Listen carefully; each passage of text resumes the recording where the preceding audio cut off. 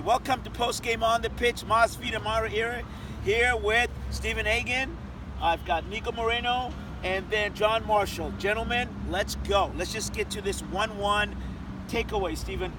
The Chicago Fire probably should have won the soccer game. They had excellent chances inside the last 10 minutes when the game was at 1-1, and it took the heroics of Stefan Frei to save the Sounders from an embarrassing defeat to the 7th-placed Eastern Conference side. We're going to come back and talk about Victor Rodriguez for a second. Nico, your takeaway of this game? It's a game that the Seattle Sounders needed to have. When you have Portland coming, you have 3 games on the road after that. The team needed to get points. A point it's not good enough. The play's better. The midfield being creative is better. Clint Dempsey just said so himself. Things are starting to get a little bit more dangerous up in the final third, but it's just not good enough. We cannot depend on just playing okay. We need to be clinical in front of goal, and we weren't. John, your takeaway? At the end of the day, 1 point, again, it's just not good enough. There's, 20 games left for the Seattle Sounders to get into the playoffs, and right now they're 10 points back in Portland in 6th. And dropping 2 points at home against a team that, isn't a playoffs team right now in the East, it's a really big disappointment for the Sounders tonight. What did you need to see, Stephen? We get it. They're not good enough. They have to be more creative. What is it that they have to do that you need to see from this team? At the end of the day, it's just all too lethargic. We've talked about it before. They're too slow in attack. They're too slow in transition. The ball doesn't move quickly enough. They don't find the key pass quickly enough. I would key in on Victor Rodriguez, who I think is a guy who is vital for this team and playing that link-up role between defense and attack. But he's just shown in his limited minutes coming back from injury that he's not justifying the contract that he's on, and he's not carrying the team the way that they're going to need somebody in that spot on the field to do if they're going to make up this huge gap on the playoffs that they have right now. You and I have had this discussion. I think that he's the guy that's creating the space so that Lodeiro can do his thing. That's my counterpoint to that. Is Victor Rodriguez the guy that they need? We know they're getting a DP, but is he doing enough to help the team? I think he is. I think it's hard to judge a guy who's coming from as bad of an injury as he has, and somebody who has had no rhythm throughout the season. So I think he's getting better, and I think he's that guy that could fill that inside role from the outside in, and who could become a reference in the final third to not necessarily be a second striker, but somebody who could either with the mid-range shot or just simply taking on a guy, be able to create space for others and be dangerous, because that's what we need. People who be dangerous in the final third, and I think he can be that once he's at full fitness. John, you asked this question to Smetzer, and also it was Harry Shipp, talking about how the Sounders, Chicago pressed them high, and that was a detriment to how the Sounders were able to express themselves on the field. Yeah, with the forwards of Chicago playing so high up to the defenders, the defense really had to start the attack. There wasn't a whole lot of space in the midfield for Seattle to hold the ball and be comfortable there, just possessing. They really need to move the ball a lot and stretch the field, which at times they didn't look very comfortable doing. Other times, on the goal, that worked really well, where they get the ball into Lodeiro, out to roll down on the wing, gets a nice through ball to Bruin, and back in the middle for Dempsey to tie it up. But there just wasn't enough of that throughout the game. And if Seattle wants to get more wins, especially in a big game with Portland next week, That's right. They need to have more of that movement, more of that quick ball possession moving through the midfield.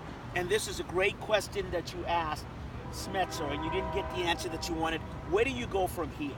What has to happen? And Stephen, give me your great analysis on what's needed with velocity. What do you got to do here? Well, I want to first off give Nico credit. It was his question. And Schmetzer, I don't think really quite gave you what you wanted, but so it goes.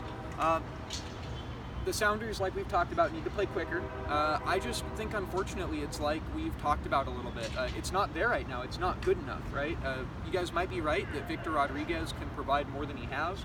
I think it's certainly true that the attack will continue to gain some chemistry and some bravado as they get more used to each other coming back from these injuries. But none of it's enough. Even when you put it all together, it's just not even close to enough yet. What do you have to do? Go ahead. I would like to ask you guys this question. I just asked Christian Roldan if mathematically this team is starting to be in trouble. The Sounders have never missed the playoffs ever. I asked him if this was pressure or motivation. He says it's pressure because this team is not worried about making playoffs. It's about winning championships. I want to get you guys' take on it. Categorically, for me, they're in trouble.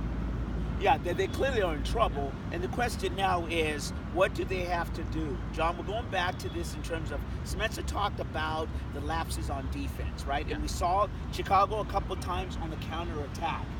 What's the dysfunctionality going on in there? You know, I still wonder how communication is with, you know, so many different back pairings in defense. Roman is off to the World Cup. Kim Ki-hee is just learning the English language still.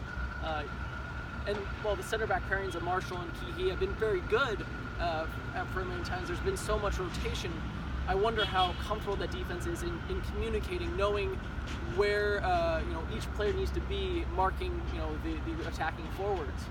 Because it seems like right now there's too often in the midfield as well times where a player gets space wide open where he's not being marked, he has open space to work with, to move and get a look at goal. We saw that with Katai getting his goal tonight, where no one really stepped up on him. They gave him enough space to take a long shot, and he capitalized. And Spencer did say that there was 3 or 4 different things that were going on. There's basically said there's discombobulation in terms of the team, right?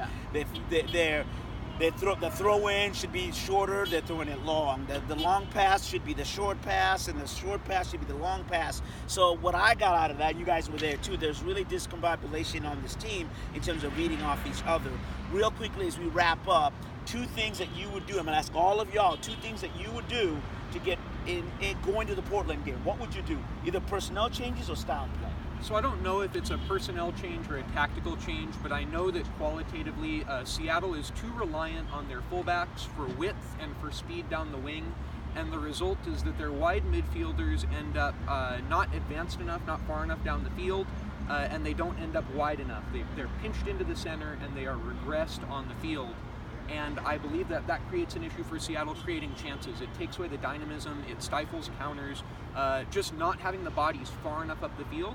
I don't know if that's as simple as subbing different guys in or finding the right combination, or if it's something structural. It's got to change if they're going to start being more goal dangerous. Brilliant. 2 things you would change quickly as we wrap up. Completely agree with that, and the way I would do it is putting Nico into dangerous positions. Nico cannot be your 5. He needs to be closer to the other side. He needs to be closer to the final third. Who's going to carry the ball? So I would remove Harry Shipp. Okay. I would put Nico on the right side, and I would put Jordi DeLem back at that 5 position, because this team misses Gustav dearly. But if he's not going to be here, then DeLem could give you a little bit of that recuperation, that added pressure defensively, and be able to push the ball out wide, where Nico from that side could carry it, and the team could eventually become more dangerous because he has the ability to cut inside and be golden. I don't think that. Does DeLem have the passing ability that we saw today? I think Can he carry the ball? I think it's more defensively than anything, but eventually just being able to get it out wide, which is not necessarily a difficult pass to do, is the defensive pressure, that ability to have a high motor and cut down spaces. Well done. After I took away his 2 points, going here, and I'm going to give you 1 more, but two more as we wrap up. I think the first thing is you got to be faster on the counter. Way too often Seattle gets a chance to counter and slows up the pace. They don't move the ball fast enough. They hold the ball, dribble around, turn it back around, and play back. And I think they need to use the speed of, if they're going, especially if they're going to be playing with their fullbacks on the wings up high so much, use that speed, get the ball into wide areas, and a lot of chances to hit a player on the wing, making a run towards the box, and instead chose to make a simpler pass to the center and stagnate the offense. I want to see that improve. And I think I'd like to see, to the point of DeLem, if you have DeLem in that spot, have Ozzy be your facilitator. Alonso had 54 passes tonight, 100% pass accuracy. You can say that his passes weren't maybe as aggressive and dangerous and attacking, and that's part of that percentage there, but he's the player on this team that can always give you great quality passing distribution. His play for this team has been so strong in that center defensive position where he can control the game. And if you want to get Ladero out to the wing, put DeLem in that position, I think Alonso would be the right guy to run that offense and get everything started centrally. Brilliant. John Marshall of MLS Great Britain. Yep. Nico Moreno of today. You did some radio. Who are you radio for today? I reported to Tal USA. And then you also run for Sounder at Heart. Absolutely. My man, Stephen Agan, Radio Cascadia. and I'm Miles Wiedemeyer. Okay, 30 just want seconds. to tie things up here. You guys, I think our points are all complementary, aren't they? They need to get their playmaker higher up the field, and they need to play the ball faster. I just wonder what your thoughts are. Couldn't Christian Roldan move back into the midfield and Jordan McCrary at right back, and then you solve your problem of who brings the ball forward? Yeah, we'll have to see. Apparently, McCurry's fighting plantar fasciitis.